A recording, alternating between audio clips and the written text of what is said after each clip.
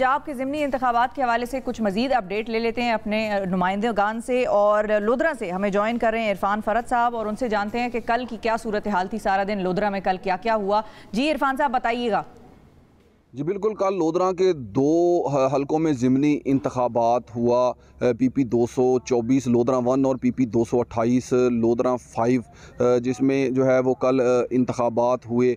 और एक तो टर्न आउट जो था वो बड़ा अच्छा रहा। गुज़िश्ता तमाम इलेक्शंस की बनिस्बत जो है वो 55% से ज़ायद जो है वो टर्न आउट रहा, और लोग जो थे वो बड़े जोश व खरोश के साथ वोट डालने आए। बहुत से इलेक्शन पोलिंग स्टेशंस पर देखा गया कि 100 साल ज़्यादा उम्र के बुज़ुर्ग भी वोट डालने के लिए आए।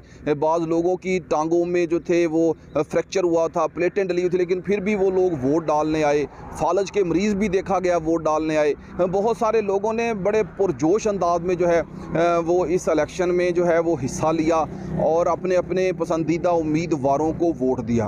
और मौसम भी कल खासा खुशगवार रहा। जो अच्छे टर्नआउट की एक मेन वजह ये भी थी कि मौसम बड़ा अच्छा रहा। दूसरे नंबर पर ख़वातीन ने भी जो है वो इस इलेक्शन में गुज़िश्ता इंतखाबात, क्योंकि ये देही इलाका है, यहाँ की अक्सर ख़वातीन जो हैं वो बहुत कम वोटों में वोट डालने आती हैं, लेकिन इस ज़िमनी इंतखाबात में ख़वातीन की एक बहुत बड़ी तादाद जो है वो वोट डालने के लिए पोलिंग स्टेशंस पे पहुँची।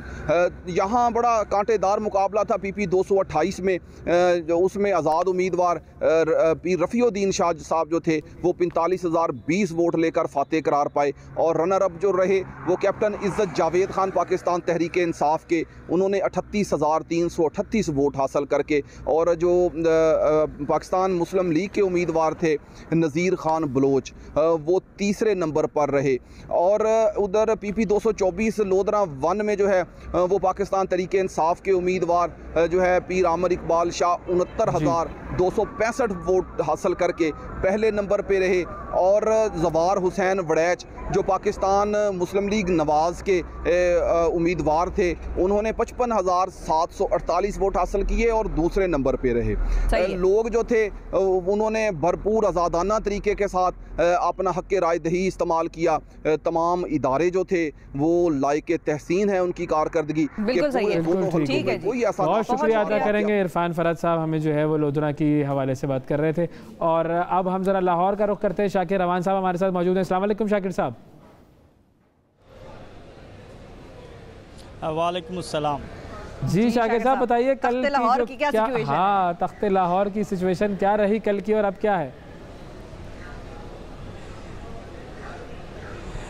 जी वैसे अगर तख्ते लाहौर की बात की जाए तो कल पल्ले का जादू जो है वो सर चढ़कर बोला है। तख्ते लाहौर में बड़ा अपसेट जो है वो देखने में नज़र आया है। 3 नशिस्तों पर पाकिस्तान तहरीक इंसाफ ने भारी अक्सियत में जो है वो फतह हासिल की, जबकि एक नशिस्त पर मुस्लिम लीग नून भी बड़े मार्जिन से कामयाब होने में कामयाब हुई।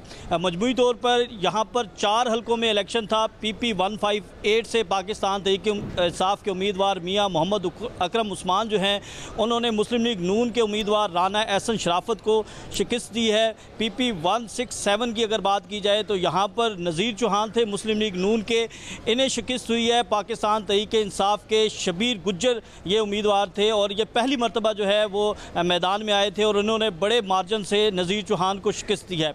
PP 168 में मलिक असद खोकर मुस्लिम लीग नून के उम्मीदवार थे, इन्होंने भारी मार्जिन से कामयाबी हासिल की है और इनके मुकाबले में मोहम्मद नवाज़ अवान पाकिस्तान तहरीक इंसाफ के उम्मीदवार थे। और PP 170 यहाँ से मलिक ज़हीर अब्बास खोकर जो हैं वो कामयाब हुए हैं, बड़ी लीड लेने में कामयाब हुए हैं और इनके मद्दे मुकाबले चौधरी अमीन जुल्करनैन थे जिन्हें शिकस्त का सामना करना पड़ा है। मजमूई तौर पर लाहौर में 4 ज़िमनी नशिस्तों पर इलेक्शन थे और इन चारों ज़िमनी इंतखाबात के लिए जब हमने देखा, जब तैयारियां की गई तो बड़ा ज़ोरों शोर के साथ इमरान खान जो हैं हर हल्के में पहुंचे और उन्होंने 1 से ज़ायद जलसे किए। मरीम नवाज़ यहां पर जलसे करते नज़र आई और जो जोश वल्वला था इलेक्शन के दिन वो काबिल था।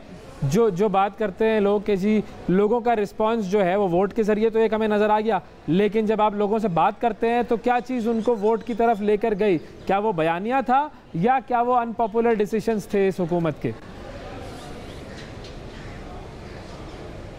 देखिए, इसमें चंद फैक्टर्स थे। सबसे बड़ा फैक्टर ये था कि जो सियासी वफादारी तब्दील की गई, इस पर जो है वो लोगों ने अपने गमो गुस्से का इजहार किया।